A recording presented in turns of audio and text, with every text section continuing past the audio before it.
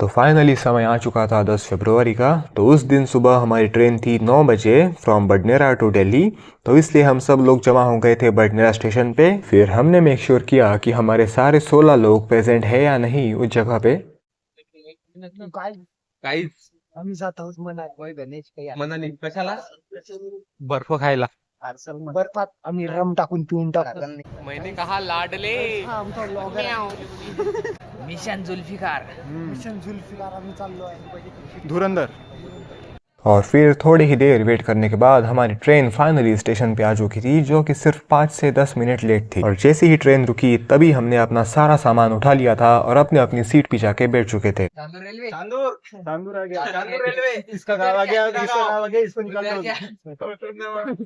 फिर हमें पता चला हमारे एक फ्रेंड सार्थक ने बहुत बड़ा स्पीकर लाया था हमारे ट्रेन की जर्नी के लिए। तो हम इसे प्लग इन करने की कोशिश कर रहे थे।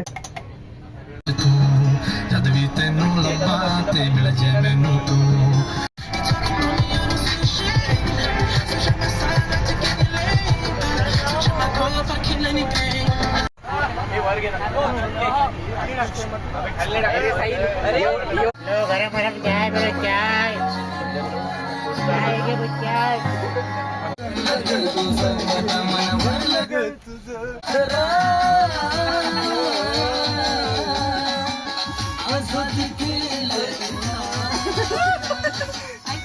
माझ्या मैत्रिणीचा बर्थडे.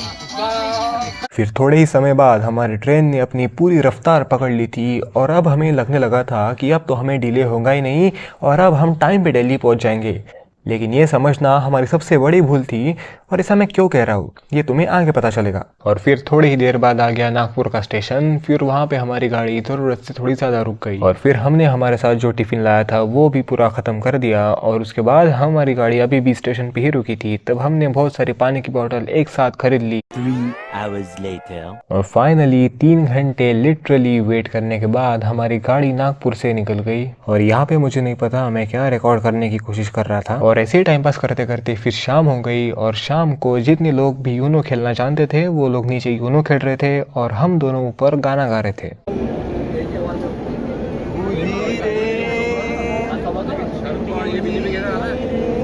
और अब डिनर हो चुका था और अब सब लोग सोने ही जा रहे थे। तो मैंने सोचा कि एक लास्ट क्लिप आज के लिए रिकॉर्ड कर ली जाए। Bhopal hello guys. भोपालवरनं ते दुसरी ट्रेन गाइस कैसे सोची ट्रेन भोपाल जंक्शन काय नाही. तो मुझे ऑलमोस्ट नींद लगने ही वाली थी, तभी मुझे पता चला कि अभी भोपाल का स्टेशन आ चुका है जो कि एमपी में है। तो मैंने सोचा कि भोपाल के स्टेशन पे क्यों ना मैं घूम के आऊँ। और फिर हम चले गए सोने और फिर नींद कब लगी पता ही नहीं चला। और जब मैं सुबह उठा तब मैंने नोटिस किया कि अब हमारी ट्रेन है राजस्थान में और अब हम हैं चंबल नदी के ऊपर।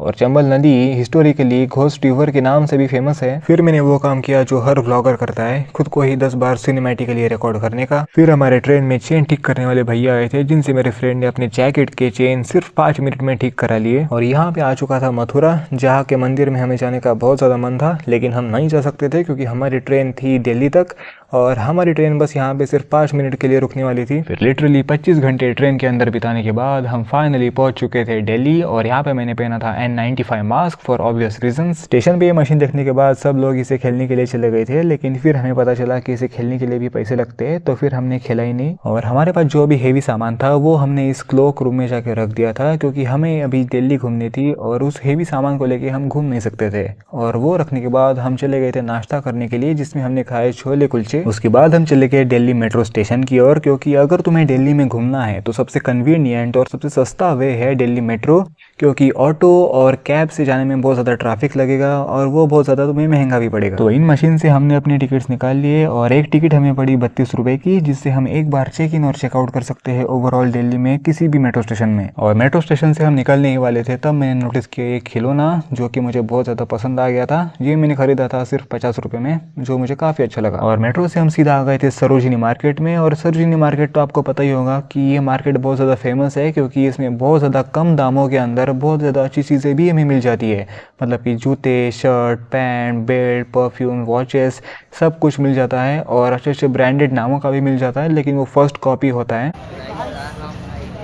सरोजिनी मार्केट 2 मेगापिक्सल का कैमरा पहला और मेरे फ्रेंड ने खरीदी है टाइटन की वॉच सिर्फ 200 रुपये में, जो मुझे काफ़ी ज़्यादा पसंद आई, स्पेशली इसका बेल्ट, क्योंकि इसका बेल्ट है मैग्नेटिक, जो मुझे चोरी करने में काफ़ी ज़्यादा आसानी चाहिए। और यहाँ पे जो मैंने सेल्फी स्टिक साथ में लाई थी वो हम लगा के टेस्ट कर रहे थे, लेकिन हमें बाद में पता चला कि इसकी सेल्फी स्टिक की वायर फॉल्टी है, तो इसलिए सेल्फी स्टिक में जो कुछ भी क्लिप्स रिकॉर्ड हुए थे उसकी वॉइस ही रिकॉर्ड नहीं हुई थी, जो हमें उस वक्त पता नहीं था। तो उस वक्त हम बहुत ज़्यादा उसमें कन्वर्सेशन कर रहे थे, लेकिन बाद में जब मैं इस वीडियो चेक कर रहा हूँ तब मुझे पता चल रहा है कि कोई वॉइस रिकॉर्ड नहीं हुआ है। और मेट्रो स्टेशन पे आने के बाद जय मुंडे व्लॉग्स ने अपने सॉक्स और जूते दिखा दिए। जो जूते थे प्यूमा कंपनी के और सॉक्स थे नाइकी कंपनी के, जो इन्होंने बहुत लिए थे 400 रुपये के अंदर सरोजिनी मार्केट से। और फिर हम मेट्रो से वापस जा ही रहे थे और एक एक करके हम टिकट अपनी स्कैन कर रहे थे, लेकिन मेरी टिकट उसमें स्कैन ही नहीं हो रही थी।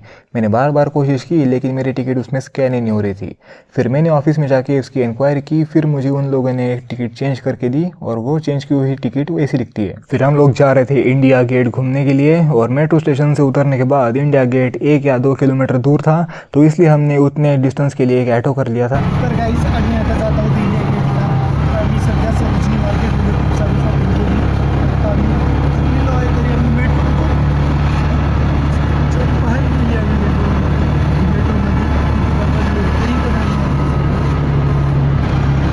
तरी पण इंडिया गेट ऑफ इंडियाला जाऊ.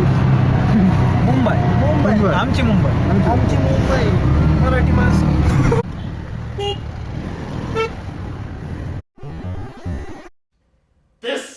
This is not okay.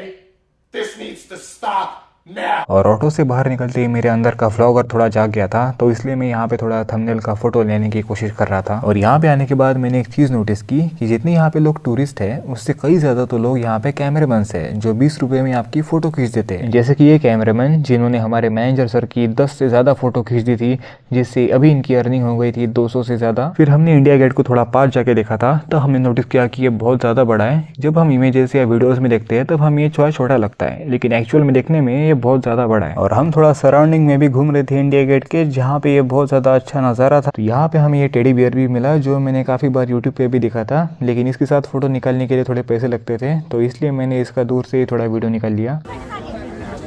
Guys ये देखो, ये जिम वाला बंदा चाय पी रहा है. गाइस क्या करते चाय पिता है लेगा कडसे चाय काऊन पित आहे. आज पहिल्यांदा दिल्ली आलो होतो, तर वाटलं की आता चहाची टेस्ट करून पाहू. हे सगळेजण पित आहे चहा, जसं हा चंद्रकांत पण पित आहे आणि मी पण पित आहे. आणि मी यांना विचारलं की चहा कितीचा आहे, तर समजलं की चहा फक्त 10 रुपयाला भेटू आला. तर मला वाटतं की खूप चांगली डील आहे, तर त्यामुळे आम्ही चहा घेतला आहे. मी चहा पिलो गरम मसला त्याने कानातल्या बाई आले. और अब हम घूम चुके थे इंडिया गेट और अब हम लौट रहे थे मेट्रो स्टेशन की ओर। तब मैंने नोटिस किया न्यू पार्लियामेंट, जिसका मैंने वीडियो बना लिया। फिर हम मेट्रो में बैठ के सीधा वही चले गए जिस पॉइंट से हमारी बस हमें पिकअप करने वाली है, क्योंकि हम उस बस में जाने वाले हैं फ्रॉम दिल्ली टू मनाली। और अब हम फाइनली बस के अंदर बैठ चुके थे और मैंने चूज़ की सबसे लास्ट वाली सीट बस के अंदर, क्योंकि लेग रूम के लिए सिर्फ सामने वालों से झगड़ना पड़ेगा, ना कि पीछे वालों से।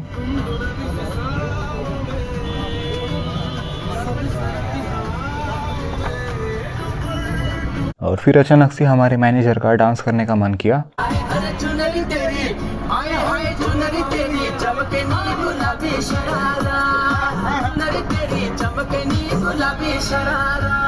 फिर कुछ घंटे ड्राइव करने के बाद हमारे ड्राइवर ने जब गाड़ी रोकी तो एक ऐसी जगह पे गाड़ी रोकी कि जहाँ पे हमने जब खाने के प्राइस चेक किए तब हम सब लोग शॉक में चले गए। हेलो गाइस, आप लोग सपोर्ट नहीं करते हमारे पास रात में बहना हूं मैं। तो बेसिकली हम यहाँ पे कोई सस्ता ढाबा ढूंढ रहे थे कि जो हम सब लोग अफोर्ड कर सके। फिर काफ़ी टाइम ढूंढने के बाद हमें एक सस्ता ढाबा मिल गया, लेकिन इसका बिल भी मुझे थोड़ा ज़्यादा ही लगा अगर मैं अपने सिटी से कंपेयर करूँ तो। और हमारी बस की तरफ वापस जाते हुए हमने नोटिस किया एक ऐसा यूनिक मंदिर जहाँ पे महादेव की और हनुमान जी की बहुत बड़ी मूर्तियाँ बाहर के साइड पे ही लगी हुई थी, जो मुझे काफ़ी ज़्यादा यूनिक लगा। और फिर सुबह के 3-4 बजे हुए थे और अब हमारे ड्राइवर ने एक और बार बस रुका दी थी इस ढाबे पे। और यहाँ पे हम सब लोग बाहर निकल के खेल रहे थे, क्योंकि कुछ करने को था नहीं, लेकिन यहाँ पे बहुत ज़्यादा ठंड थी। यहाँ पे था 5 या 6 डिग्री सेल्सियस, फिर भी सब लोग बाहर निकल के खेल रहे थे। और इसके बाद टूर में क्या हुआ ये आपको पता चलेगा इसके पार्ट 2 में।